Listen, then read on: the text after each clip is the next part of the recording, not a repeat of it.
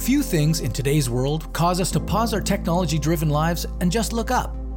But if you noticed a dark cloud darting across the sky, assuming a variety of different shapes and movements, that might just do it. No, you're not tripping on psychedelics. These are real, and the science behind them will blow your mind.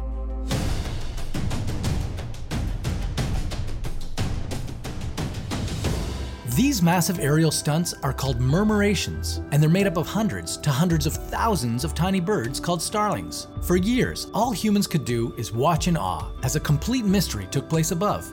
But with modern technology that can keep up with the birds' activity, we're finally able to answer some of our biggest questions. Like, how do all these birds coordinate with each other?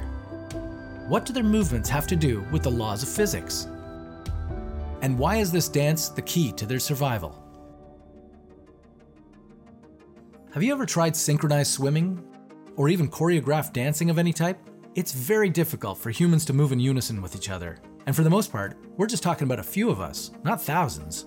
So, how do these birds make it look so easy?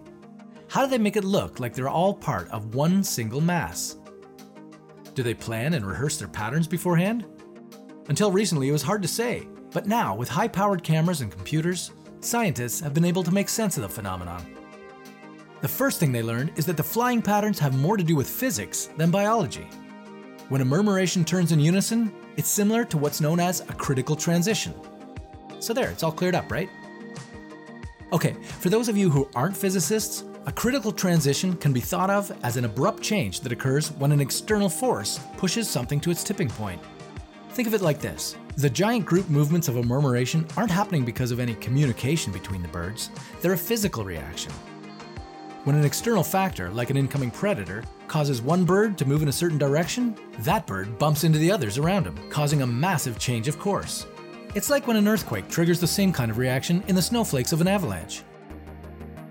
Or a strong heat source turns liquid into gas. One bird affects the 7 closest surrounding birds, and each of those birds' movements affects their 7 neighbors, and so on throughout the entire group. This is why a murmuration can appear to have several moving parts, each with a slight variety in speed and direction. But what's the point of it all? Why are all these starlings gathering in one location in the first place?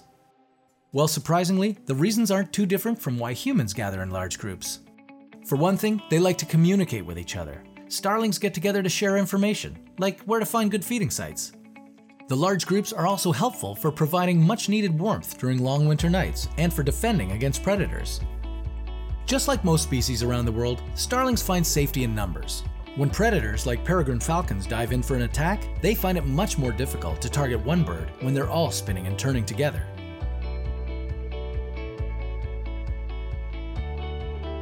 Even the smallest murmurations will have about 200 birds in flight. The larger ones can contain hundreds of thousands. In 1999, there was one cluster recorded that consisted of more than 6 million starlings. Imagine trying to pick your next meal out of that.